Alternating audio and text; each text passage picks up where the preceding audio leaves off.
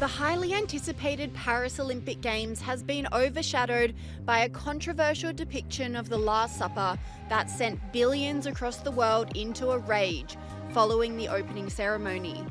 Paris 2024 Olympics organisers have since come out and apologised for offending anyone, but many aren't accepting the apology, vowing to boycott the Games, which is having a domino effect on sponsorship and advertising. Sky News All-Stars Caleb Bond, Marcus and Evelyn Rae take a look at the wave of backlash that's marred the Olympic Games.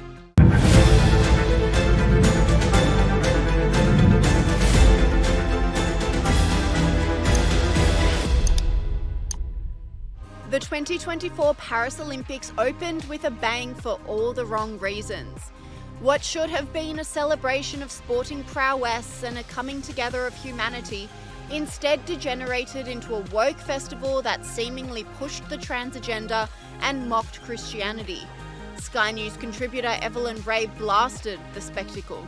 Absolute hell, I would let any child in my family go anywhere near the Olympics after what I just saw. And isn't that sad that what's Evelyn, meant to that's bring what everyone... the flag means. That's what the flag means. When a flag is flown upside down by distress. it's distress. It's honestly, isn't it emblematic? Isn't that failure just so emblematic of what's going on at this Olympics? But like honestly, people are saying that this whole thing that happened with the opening ceremony, oh, it wasn't about the Last Supper. I'm sorry, it's the most famous portrait of Jesus known to mankind. You'd have to be stupid and dumb to think that it's anything else. I don't believe it. They were 100% mocking God. And even if they weren't, what they did was absolute trash. Sky News All-Stars Caleb Bond and Marcus make the point that the organisers were going for an easy target when mocking Christianity and would have never mocked Islam in the same way.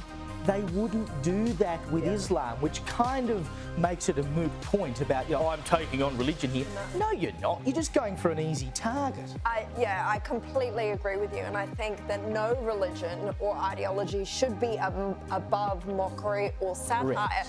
It's the inconsistency with which that seems to be applied, because have some courage. Try it with Islam. What would happen? You'd have a fatwa slapped on your head faster than Ariana Titmus can swim the 400-metre freestyle. It won't happen. But is this the right place for the mockery and satire of religion to happen when you have so many athletes coming from around the world? It's supposed to be a celebration of all these different nations, all these people with differences coming together. Why offend such a huge population of the Olympic Village, the athletes themselves and the people at home watching? For what purpose? Because they're French. Because they're French people are obnoxious, they're superior, they're snobby, and but one thing they're not, good food and wine. One thing they are not is funny. French people have a terrible sense of humour. They are useless. You want to go, you got to go north. You got to go north. Well, they offended Jesus, so I'm going to offend them. But Evelyn Rae disagrees, saying Christianity has always been attacked by the French because it poses a threat to the state. I actually disagree with why. I don't think Christians are an easy target. I think Christians are the biggest target, which is why they always attack Christians, because Christianity is the only thing standing between people and the state. Because when you have God above government, the government doesn't become God. And I think that's why they constantly tackle it, because once you get through the Christians, it's easy to go through everybody else. Like Kel said, we are the #1 religion across the world. She also went on to explain the anti-Christian mentality is nothing new for France. Statistically, in France, there are over 1,000 attacks, anti-Christian attacks, every year. That's an average of about 3 per day. So this isn't something new for France. We've seen all the damage that they've done to the church across France, the fires that they've been setting in Christian Catholic churches all across the country. Not only that, France has got the highest terrorist rate in all of Europe, currently standing at, I looked at the statistics, but they're fleeting at the moment, but it's higher than any other country. They're honestly a mess. And I think the reason why is because the more that you unravel and reject Christianity, which is what built the West, the more you're going to get this pagan crap shoved in your face. And I'm sorry, I am a Christian. This did offend me. It also offended a lot of people who just want to watch the Olympics because it unites people around the world on a common interest of the enjoyment of sport. Social media went into meltdown following the performance, with commentators slamming the host nation in droves. This commentator said the 2024 Paris Olympics has gone full woke dystopian. Social media stars Andrew and Tristan Tate took their protest to the streets, demonstrating outside the French embassy in Romania. Guys, I believe most of you are Christians. I'm a Muslim, yes? This is Romania, supposed to be the most Christian country in Europe. You cannot allow them to desecrate something as important as the Last Supper with transsexuals and little children, pedophilia. There has to be a point you stand up for your beliefs. If you have something in life and you don't stand up for it, it will not last. If you have a house, you don't maintain it, it will fall down. Business, you don't work, it's gone. Relationship, you don't take care of her, she'll leave you. It's the same with religion. If you Christians don't start standing up for things, when they mock you publicly and openly, you'll have no religion left. It doesn't matter, it's a matter of time. Especially now, Romania and all these other countries have opened the border. Millions of people who come here are not Christian. And if you don't say, this is a Christian country and we respect Christianity, they won't respect it either. It's the end. And it's the man's job. It's the job of men to defend things. This is what a man is supposed to do. It's man and woman for a reason, but the man is a fighter. The men have to stand up and fight against these things. Guys, this is supposed to be the most Christian country in Europe. When they try this crap again, I expect to see you all at the next embassy, wherever it is. Thank you, guys.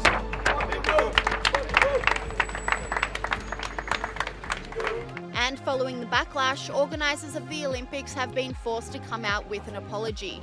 And clearly there was never an intention to show disrespect to any religious group.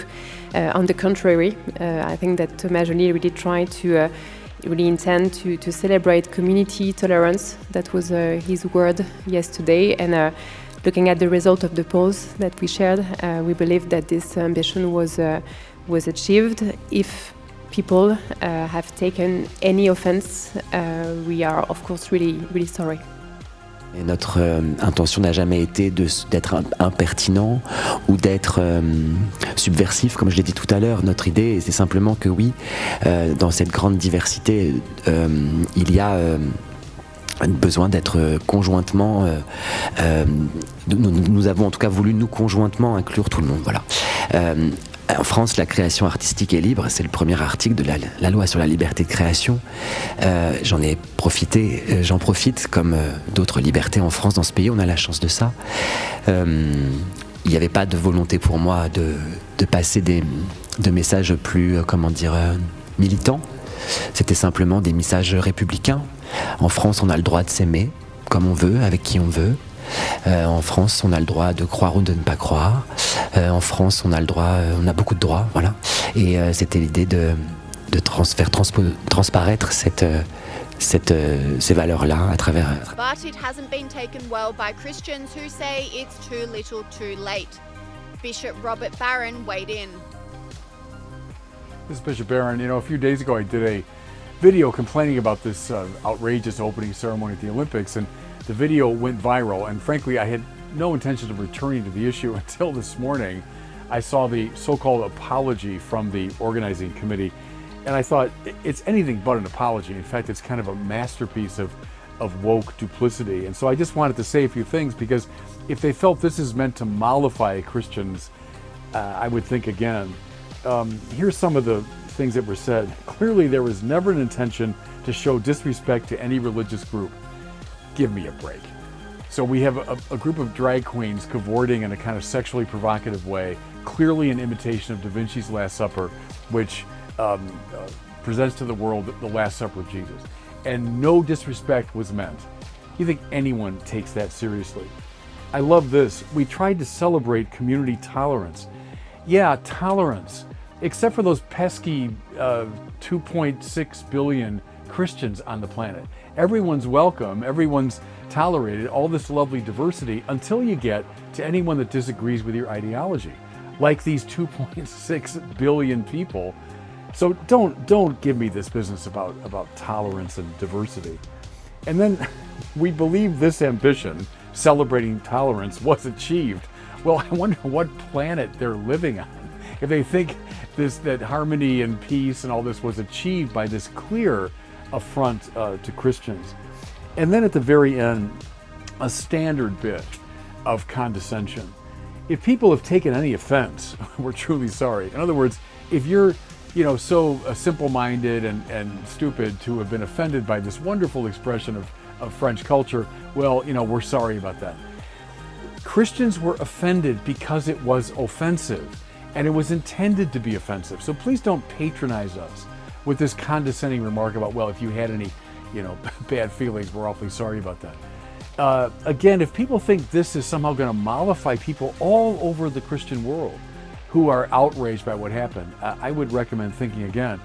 And a real apology would be something like, this was a mistake, it should never have been done, and we're sorry for it. I don't think Christians should be mollified. I think we should keep raising our voices. Social media once again reacted, with many blasting what they call a fake apology, with commentator Colin Rugg pointing out that the actor who played Jesus labelled the performance the New Gay Testament on her personal Instagram page. And as well as social media backlash, it seems large advertisers are also boycotting the Olympics, with US telecommunications company C Spire pulling all of their Olympics advertising in protest.